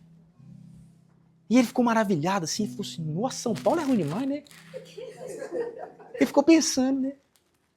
Só que depois, aí eu falei, não, cara, o melhor lugar que tem é onde Deus nos plantou. Não interessa se é São Paulo, não interessa. Pode ser o pior lugar do mundo. Pra você vai se tornar o melhor, porque é lá que Deus te quer. E aí Deus começou a ministrar no meu coração. É, né, príncipe? Falei, sim. Falei assim, pois é, peregrino, né? Hoje você tá aqui, amanhã você não sabe. Não se apegue. Itajaí é efêmero. Hoje você tá aqui, amanhã Deus fala assim, Japão, bora? Opa, tô indo. Você não sabe, irmão. Não se apegue às recompensas terrenas. Não se apegue. A nossa vida não é aqui, irmão. A nossa vida não é aqui. A nossa vida não é aqui. A gente precisa trazer isso à memória. A nossa vida não é aqui. Um dia nós vamos ver ele face a face. Face a face. De vez em quando eu tenho umas piras, assim. Às vezes eu fico doido pra morrer. Não fico falando pra minha esposa, não. Às vezes eu fico doido. Por quê? Porque eu vou encontrar com o mestre. É que a gente sofre muito pelas coisas da terra, porque a nossa mente está muito aqui. Leva a sua mente lá para cima, para você ver se suas frustrações não diminuem. Porque aqueles que estão com os olhos fixos no Senhor, o seu rosto não mostra decepção. Salmo 34. A decepção é frustração de quem está com os olhos na terra, muitas vezes. Não todas, mas muitas vezes. Se a gente estivesse olhando mais para Jesus, nosso foco mais ajustado, como diz Cântico dos Cânticos, olhos de pomba. Você sabia que a pomba não tem o olhar multifocal? Ela olha para um ponto e é ali que ela olha. Por isso que Deus está falando, noiva minha, olhos de pomba. Ela só tem olhos para mim. A gente tinha que ser assim.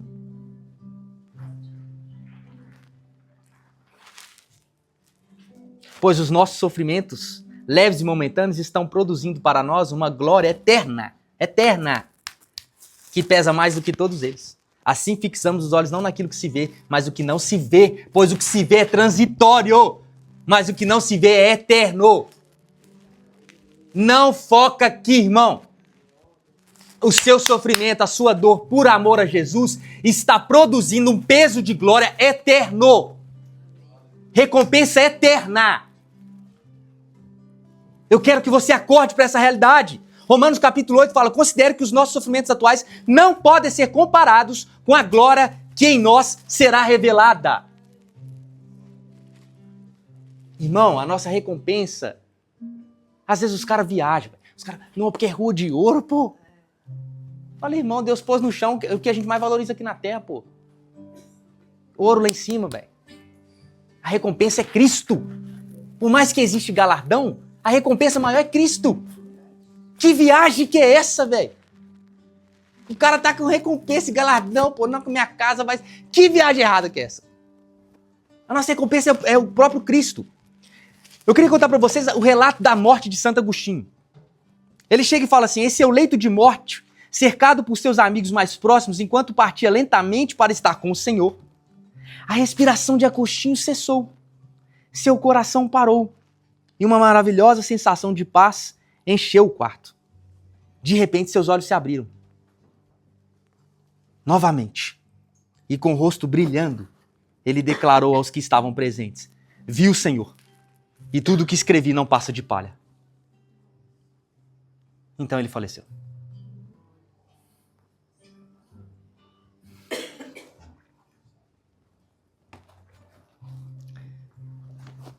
Entendeu?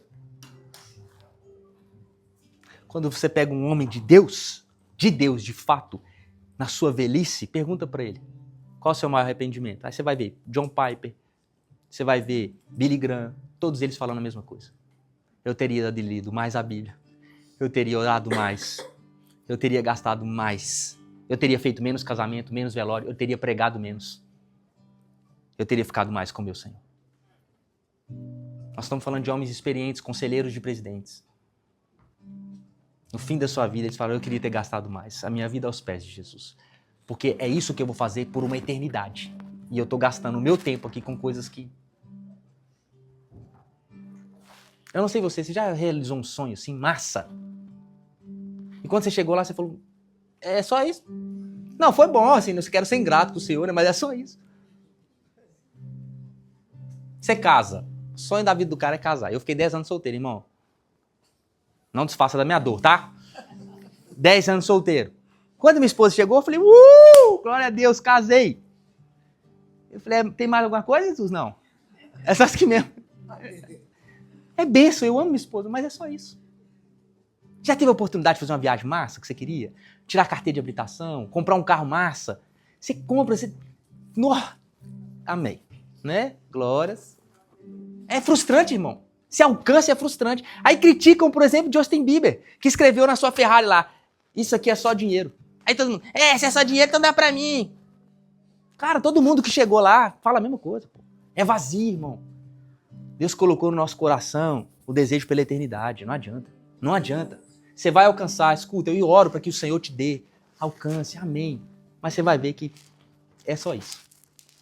Todos os homens que chegaram lá falaram a mesma coisa. E eu vou encerrar com uma história. Eu quero que você entenda que o cerne da pregação hoje é para nós andarmos por fidelidade e não por recompensa terrena. Não interessa se nós vamos ter recompensa ou se não vai. O que importa é ser fiel ao Senhor. O que importa é obedecer ao Senhor. Não interessa se você vai colher os frutos ou não. Talvez você nunca vai ver os frutos da sua obediência, irmã. Mas certamente a sua geração vai. A sua posteridade vai. É o que aconteceu com Daniel. Leia o livro de Daniel. Leia lá Daniel. A geração dele colheu. Talvez você nunca colha, mas os seus filhos vão colher. Seus filhos não vão mendigar o pão. Por causa da sua obediência. Assim como talvez hoje você colha porque alguém lá atrás obedeceu. E eu queria te contar uma história, que eu vou encerrar com ela. Que uma vez Deus quis me ensinar isso de um jeito um pouco engraçado. Eu estava em casa e era pandemia, 2020. Início da pandemia, bum! Nossa, que loucura, todo mundo com medo. E aí eu tava em casa assim, Dani. Aí eu comecei, nossa, que vontade de ir pra Bahia. Eu morava lá em Belo Horizonte ainda. Eu com vontade de ir pra Bahia. Falei, mas isso não é normal, não. Vontade de ir pra Bahia, na pandemia. Aí eu falei, o Senhor que opera em vós, o querer e o realizar. Já guardei no bolso, falei assim, ó, isso aí eu acho que é coisa do Espírito. Vou guardar aqui no bolso aqui e vou orar. Falei, Senhor, eu tô com muita vontade de ir pra Bahia. Eu não sei o que tem lá, não. Mas me veio esse ímpeto, assim, que eu sei que o Senhor que opera em nós, o querer e o realizar. Beleza, passou umas 2 horas, o telefone toca. Guto, falei, oi, aqui é o Xande, pai da Gabi, tudo bem? Falei, tudo. Só que esse cara é um cara que eu vi uma vez na minha vida. Um dia, a filha dele era minha amiga, e um dia eu encontrei com ela, ela falou assim, vamos passar lá em casa que meu pai tá em Belo Horizonte. E eu queria que você conhecesse ele e tal. Eu falei, claro. Aí tive um tempo com ele de oração, ficamos lá conversando, acabou que nós não saímos mais. Ficou eu, o pai dela, a mãe dela orando na sala. E ela tá lá esperando até hoje pra gente sair pra jantar, alguma coisa assim. E aí, ficamos orando lá. Ficamos 8 horas orando, sem parar. Uma loucura, assim. Um mover de Deus, assim. Só que eu nunca mais vi o cara, um senhor. Aí, na pandemia, ele me liga. Guto? Falei, oi, Alexandre aqui, tudo bem? Falei, tudo. Ô, Guto, o que você tá fazendo? Falei, pandemia, né, Alexandre? Tô em casa, aquele negócio todo. Mas, tamo indo. Aí tá assim, Guto, eu tava pensando, por que você não vem pra Bahia passar um tempo comigo aqui, uns 30 dias aqui? Falei, vejo que tu és profeta. Vambora, meu filho. Vambora. Vambora. Aí eu falei assim, ele falou, sério, você vem mesmo? Falei, vou, pô. Ele falou, pandemia, você fica aqui em casa com a gente tem uma fazenda, você vai pra fazenda de cavalo. Falei, vambora, senhor, você tá doido? Aí ele, tô comprando sua passagem. Falei, você tá brincando? Ele falou, tô comprando pra amanhã. Falei, então vambora. Aí fiz as malas, fui de máscara 12 horas, até Vitória da Conquista. Chegou lá, Vitória da Conquista, ei, Xande, aquele negócio e tal. Vou fazer um adendo aqui, um parágrafo, assim. Eu não tinha R$1 no bolso. Não, mas não tô falando assim, sabe, que de vez em quando a gente fala assim, não tem nem R$1, mas o cara tem R$50. Não tinha mesmo. Não tinha nada. Eu fui, se eu precisar de uma dipirona, eu tô lascado. Mas vambora. E fui. E tanto é que ele pagou minha passagem. Ele sabia da minha situação. Aí cheguei lá, aquele negócio todo, pandemia. Então, a menina fazia medicina, essa amiga minha, e aí tudo parou, né? A faculdade parou, os irmãos dela de São Paulo, parou todo mundo. Aí todo mundo voltou pra casa dos pais. Aí chegou lá, tava eu, ela e os irmãos. E aquele negócio tal, deu 7 dias, as faculdades. O negócio é o seguinte, volta às aulas. Falei, nossa, saí lá, não sei aonde, pra chegar aqui e ficar 7 dias, tô indo embora, né? Os filhos estão indo embora, eu vou também, né? Aí na hora que eu tava indo embora, o senhor falou pra mim, você vai aonde, príncipe? Falei, como assim? Tô indo embora aí. Falei assim, não manda isso embora. Falei, não, senhor, o negócio é o seguinte, a menina tá indo embora, os caras estão indo embora, o que eu vou ficar fazendo com o pai da mãe da menina aqui? Nem conheço eles. Aí o senhor, não, pode ficar quietinho aí. Falei, não, você tá fazendo isso comigo, não. E aí, e tudo isso em oração. Aí, chega o pai da menina e fala assim, Guto, você não vai embora. Você vai ficar comigo e tal. Eu falei assim, nossa, Xande, sério? Que bênção. Aí a Gabi tá assim, então, Guto, fica aí, meu pai vai gostar de você demais, você é massa e tal. Eu falei assim, amém, Gabi. Eu falei, não, Gabi, eu preciso ir embora. O que fica fazendo com o seu pai? Vou ficar fazendo o quê dentro de casa? Pandemia, filho. Uma coisa é você ficar dormindo na sua casa. Na pandemia, eu vou ficar dormindo aqui. Não, louco, sem dinheiro, não. Ela, não, Guto, fica aí, sou. Meu pai e a mãe te convidaram. Não foi eu que te convidei, não. Foi meu pai e a mãe. Eu falei, agora só me faltava isso. Foi todo mundo embora. E eu fiquei sozinho. Aí eu não tinha nem assunto. Bom dia, tudo bom? E eu falei, meu Deus, o que eu tô arrumando aqui? Aí ele chega pra mim e fala assim, Guto, eu moro em cima, minha mãe mora em casa, que ela já é uma senhora idosa. Falei, sim, e o sonho dela é receber um missionário, um pastor em casa. O sonho da vida dela. Você não realiza esse sonho dela, não? Até porque eu sou fazendeiro, eu vou ficar indo pra fazenda. Eu não gostaria que você ficasse aqui sozinho com minha mulher. Falei, eu tô de acordo. Glória a Deus. Melhor, né, gente? Uma situação meio chata, né? Falei, claro, pô. Aí desci, e tal, fiquei com a senhora lá. Aí realizou o sonho dela, aquele negócio todo. Não, era meu sonho. Sempre foi receber um pastor, alguém assim que ministra evangelho na minha casa. Falei, glória a Deus, irmã. Aí preparou um quarto pra mim lá, morava ela e o neto dela. Aí preparou. Falei, amém. Aí fiquei lá. Aí deu 2 dias, eu falei, e agora, Senhor? O homem tá na fazenda, a esposa dele não sei onde é que tá. A Gabi foi embora. Não tem nada pra eu fazer. Vou caçar alguma coisa pra fazer, velho. Falei, a senhora precisa de ajuda com alguma coisa? Não, tá tudo tranquilo, fica tranquilo. Falei, não, mas já tô tranquilo demais. Tem alguma coisa pra eu fazer? Ela disse assim, não tem nada pra fazer. Eu falei, não, tem que ter alguma coisa, eu vou lavar essa frigideira aqui. Aí comecei a lavar a frigideira. Aí, e ela come arroz sem sal, e tudo é sem sal pra ela. Falei, melhorou a situação. Aí, fiquei na casa dela, com comida sem sal, comida sem tempero, apesar de que a carne só é gostosa pro caramba. E aquele negócio assim, falei, aí o Xande chegava de noite da fazenda, sentava comigo para trocar uma ideia. Aí a gente trocava ideia sobre Jesus e acabava. E aquilo foi me... Eu falei assim, ó, eu vou começar, se eu acordar muito tarde, vai parecer vagabundo, né? Então eu vou começar a acordar umas 8 horas para fazer nada. Aí eu, né? Pelo menos eu não pareço vagabundo. Eu não tenho o que fazer, pô. Aí eu acordava às 8 horas da manhã, 9 horas da manhã, sentava na cama assim. Tomar um banho. Aí tomava um banho. Eu colocava uma roupa, a senhora precisa de alguma coisa? Não, pode... Não, não, pode deixar, hoje eu dirijo pra senhora. Gente, eu tava me sentindo um vagabundo do vagabundo, não tem nada pra fazer de 9 da manhã às meia-noite, não tem nada, pô. Pandemia, uma loucura. Aí eu falei, não, tem alguma coisa, só que você não tá na sua casa. Uma situação completamente desconfortável. Falei, meu Deus do céu. Aí eu falei assim, não, então, ô Xande, vamos fazer o seguinte. Não, eu sou pastor, Xande. Vamos abrir aqui segunda-feira, às 8, culto da bênção. Chama os amigos, chama todo mundo. Ele falou, Guto, que ótima ideia, né? Só que é pandemia, filho. Não tem como. Falei, mas nem os amigos mais. Ele falou, minha mãe é uma senhora, Guto. Falei, então vamos fazer nós. Ele falou, então vamos fazer nós. Falei, então vamos fazer nós. Segunda-feira tem alguma coisa pra fazer já. Aí comecei a pregar na segunda-feira. Eu, ele, a esposa dele e a senhora. Onde tem 2 ou 3 reunidos ali, meu nome está, né? A gente vive pela fé, glória a Deus. Aí fazendo os cultos, aquele negócio todo, acabava os cultos. Aí era terça-feira, não tinha nada pra fazer. Aí tava eu assistindo, sei lá, os batutinhos, às 3 horas da tarde com ela. Televisão. E eu comecei a ficar completamente desconfortável. E aí, quando já deu uns 15, 20 dias que eu já tava lá, não tava aguentando mais, não. Eu não tinha mais, Fábio, eu tô falando assim, eu parecia uma lagartixa, velho. Eu grudava em qualquer parte. Não sabia mais aonde andar naquela casa. Eu não sabia mais o que fazer. Eu lavava tanta mão que o sabonete acabou. O sabonete que é chique, acabou, pô. Falei, tem mais o que fazer. Eu tô dando trabalho pros outros que estão me sustentando. Se eu passar mal, que tiver uma febre, eu não tenho dinheiro pra comprar nada, nem um Novalgina. Eu tô lascado mesmo. E aí foi indo. Chegou uma hora que eu falei com Deus assim, Deus, vamos fazer um combinado aqui. Quando for pra eu ir embora, o senhor fala comigo primeiro. Porque é muito desconfortável já estar nessa situação e o cara ainda mandar eu ir embora. Além do que eu não tenho dinheiro para ir embora, então ele vai bancar a minha passagem de volta, certamente, né? Porque não tem como eu voltar andando. Então, assim, pra humilhação não ser pior, fala comigo primeiro. Afinal de contas, eu sou a sua noiva. Então, assim, a noiva tem o direito de saber as coisas antes dos filhos. Fala comigo primeiro. Amém. E eu não tava conseguindo. E eu rodava naquela casa e nada de produzir nada.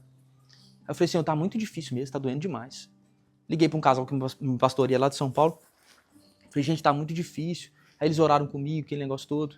Aí o Senhor falou pra mim assim, abre em Isaías capítulo 6 que eu vou te ensinar.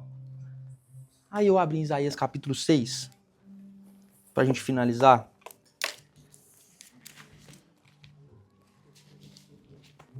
Aí fala assim, ó.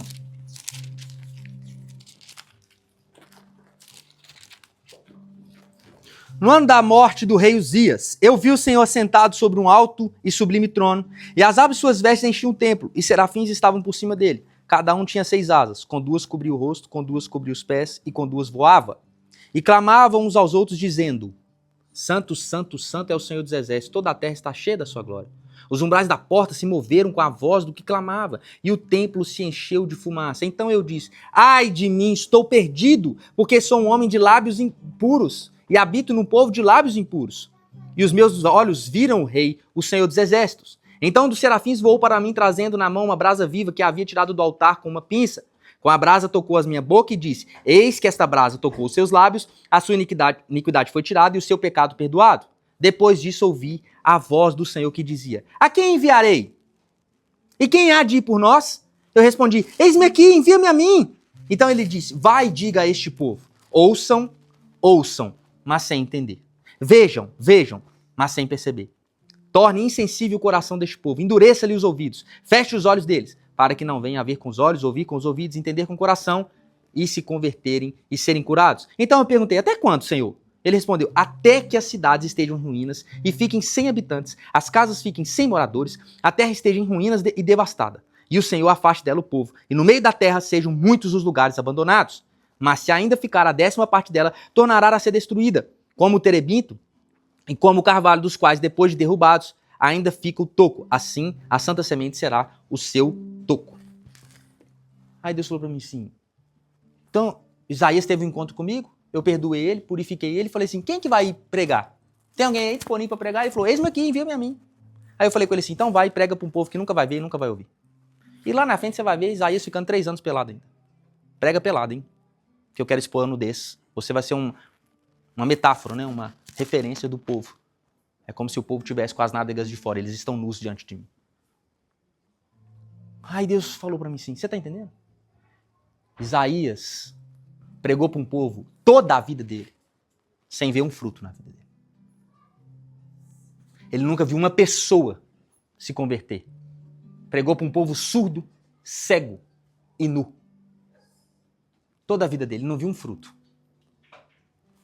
Mas do Velho Testamento, qual livro é como o de Isaías? Qual livro é mais messiânico que o de Isaías? Qual é o livro tido na teologia por mini Bíblia? Isaías. Profecias específicas, concisas, precisas, cirúrgicas, a respeito até do nascimento de Jesus Cristo, no livro de Isaías.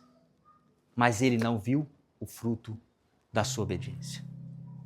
Aí Deus falou para mim assim, de você eu quero isso. É isso que eu espero de você, a sua fidelidade, ainda que você não veja os frutos. Não ande por frutos, ou a sua frustração será grande. Porque os meus caminhos são mais altos que os seus. Os meus planos são mais altos que os seus. Eu não te pedi um culto na segunda-feira. Eu não te pedi 3 paralíticos andando, 2 cegos curados. Eu não te pedi isso. Eu pedi, vá para a casa do Alexandre e fique lá até eu mandar. Sem você entender. Aí ele falou para mim assim, essa é a causa de tanto burnout. Fazem coisas para mim, sem mim. Iniciam culto de mulheres, culto de homens, culto do empresário, culto da libertação, a tarde da bênção, e eu não pedi nada disso. Eu pedi oração, jejum, leitura bíblica e um culto. Embora para alguns eu peça isso, e essa é a minha direção para eles, não é para você. E se você ficar tentando fazer as coisas para mim, sem mim, vai dar ruim. Porque muitos naquele dia vão falar, Senhor, Senhor, em teu nome eu fiz isso. Eu curei enfermos, expulsei demônios e fiz milagres. Contudo, ouvirão da minha boca, apartai-vos de mim, porque eu não vos conheço. Eu não pedi nada disso para vocês. Eu não vos conheço. A palavra conheço ali é gnosko no grego, que significa conhecer intimamente como o homem conhece a sua mulher. Fazem as coisas para mim, andam por frutos, mas eu não pedi nada disso. Eu pedi comunhão comigo, intimidade comigo. Eu pedi fidelidade a mim, mesmo sem entender. E é isso que eu quero de você. Eu estou te corrigindo agora, para lá na frente você não se frustrar. Porque o que eu sofri de críticas depois, o que eu sofri de perseguições depois, por estar em obediência, foi grande. Afinal de contas, toda pessoa que é obediente ao Senhor, uma hora vai ser confundido com um rebelde. Foi assim com Jeremias, foi assim com Ezequiel, foi assim com José, foi assim com Jesus. Afinal de contas, ele pediu para você, não pediu para os outros. Quem tem que dar a resposta é você. Os outros não tem que entender mesmo. Nem a gente entende, a gente está andando pela fé. Imagina o outro. E aí, Deus me ensinou a andar por frutos e nunca... Me ensinou a andar por obediência e nunca por frutos. Eu estou fazendo. Se vai dar certo, eu não quero saber. Eu só estou fazendo. O meu Senhor não me deve explicações. E eu vou te falar, isso cura o coração da gente. Porque os nossos olhos fixam nele, não na recompensa terrena. Os nossos olhos estão fixos nele. Isso cura muita coisa na nossa vida. E eu queria perguntar para você, o Senhor pode contar com você a viver uma vida de obediência sem você ligá-las às bênçãos terrenas? Só pelo que ele já fez ou não é suficiente? A gente precisa parar para pensar. Porque eu me lembro dos dias que Deus falou para mim, você é interesseiro. Ou Deus nunca apontou um pecado para você que você não tem vergonha de falar em voz alta. Você é terreno demais, só pensa nas coisas da terra. Foi por isso que eu morri? A Bíblia chama a gente de mais... Se nossos olhos estão na terra, ele fala assim, vocês são os mais miseráveis de todos. Uau! Jesus chama a gente de miserável se os nossos olhos estão só na terra. Com isso eu não quero dizer que ele não galardoa, com isso eu não quero dizer que ele não recompensa. Nosso Pai é bom, mas nós não devemos andar por frutos, por entendimento. O justo vive pela fé. O justo vive por sua fidelidade ao Senhor. Então eu não sei se é na dor ou na alegria, mas o Senhor terá o meu coração, de um jeito ou de outro. Filho meu, dá-me o teu coração. A dor, a frustração, glorifica a Deus aqui. No céu eu não vou poder dar isso para Ele. As minhas lágrimas, o meu choro, no céu eu não vou poder dar isso para Ele. Eu vou dar aqui. E eu queria, com isso em mente, enquanto o Fábio, o Marcão, por favor, distribuam a ceia, eu queria que você ouvisse essa canção, que foi a canção que eu chorei a tarde inteira. Queria que você ouvisse essa canção e refletisse. Você tem andado por obediência ou por frutos? O evangelho que você vai atrás, que você segue, É um evangelho puro? Ou tem um cremezinho nesse pão aí? Enquanto a ceia é distribuída, eu queria que vocês ouvissem a canção e refletissem um pouco.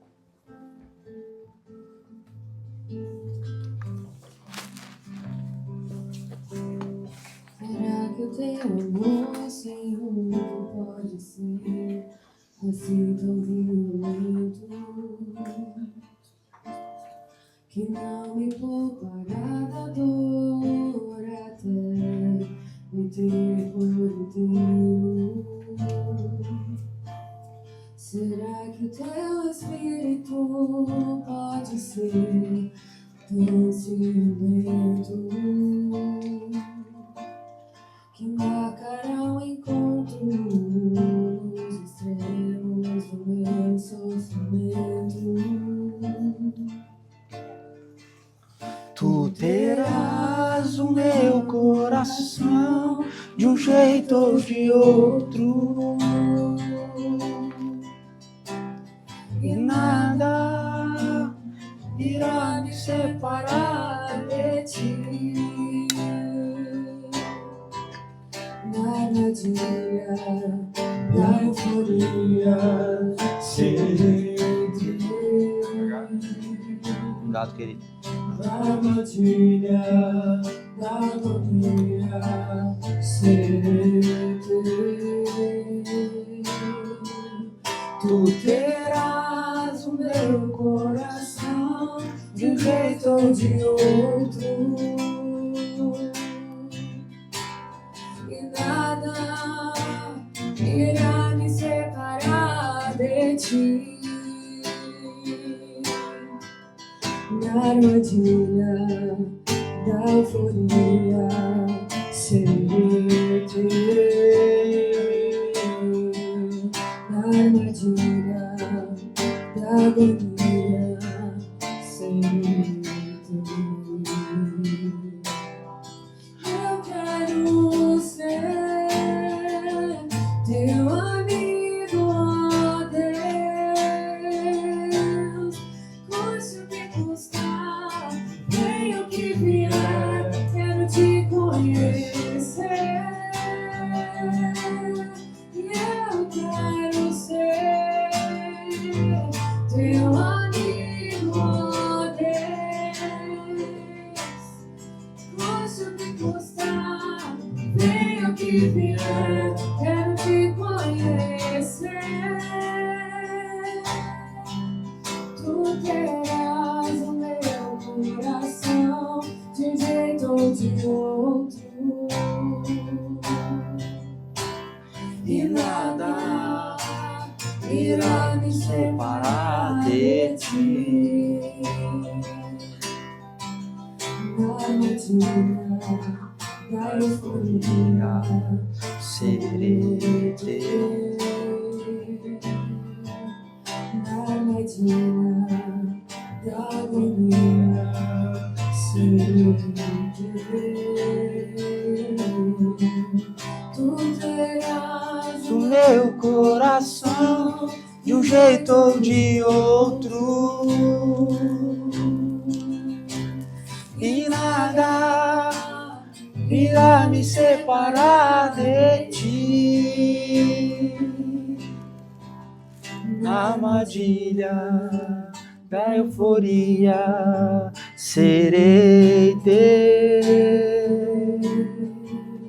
na armadilha da que desejas teus amados, e se é assim que tratas teus amigos, não me impressionas que tenhas tão poucos, me estarrece a maneira que desejas teus amados, e se é assim que tratas teus amigos, não me impressionas que tenhas tão poucos, mas eu quero ser teu amigo, ó Deus, e eu quero ser teu amigo, ó Deus. custe o que custar, venha o que vier, quero te conhecer. Pois ainda não se manifestou o que haveremos de ser, mas quando ele vier, seremos como ele é.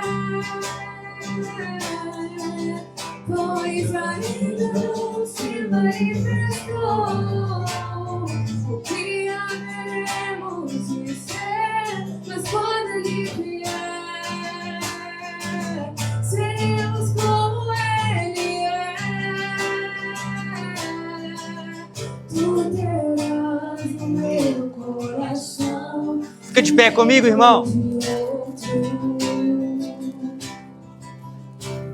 E nada irá me separar de ti. Na armadilha da euforia serei teu. Na armadilha da agonia serei teu. Tu terás no meu coração de um jeito ou de outro. Amém, Senhor, amém. E nada irá me separar de ti. Na armadilha da euforia serei teu.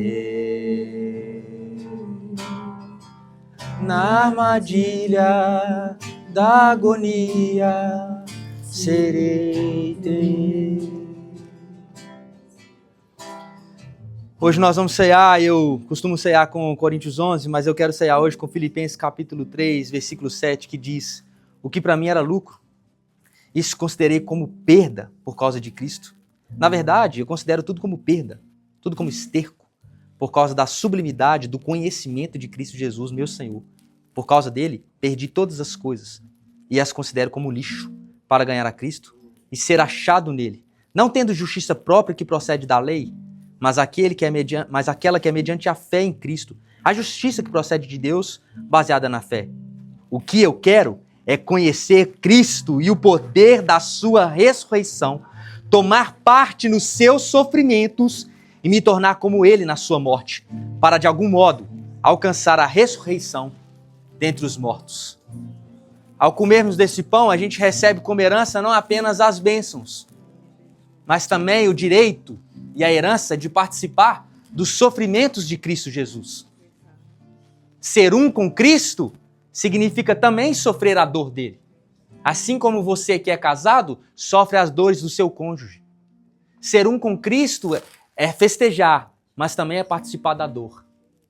E hoje, com essa consciência, eu queria que você, ao comer desse pão e ao beber desse cálice, que é o corpo de Cristo que foi dado por nós e o sangue de Jesus que foi derramado naquela cruz para remissão, para perdão dos nossos pecados, para remissão de toda enfermidade, que você receba a sua herança, mas com a consciência de que sofrer por Cristo é um privilégio. É um privilégio. E ao fazermos isso todas as vezes, a gente faz em memória de Cristo, até que Ele venha. Até que Ele venha, irmão. E Ele vai vir. Comamos do corpo de Cristo Jesus, em nome de Jesus.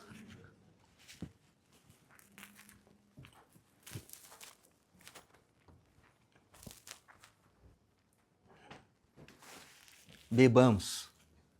Esse é o sangue de Jesus que tira o pecado do mundo. Uma gota desse sangue aqui tem poder de curar todo o universo, irmão.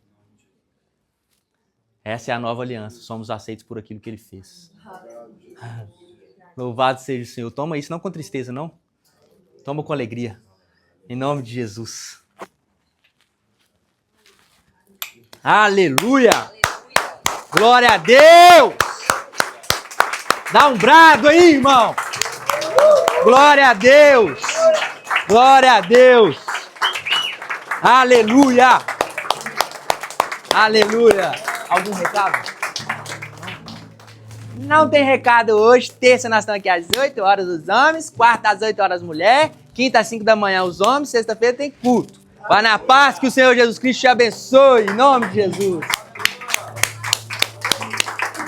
Aleluia.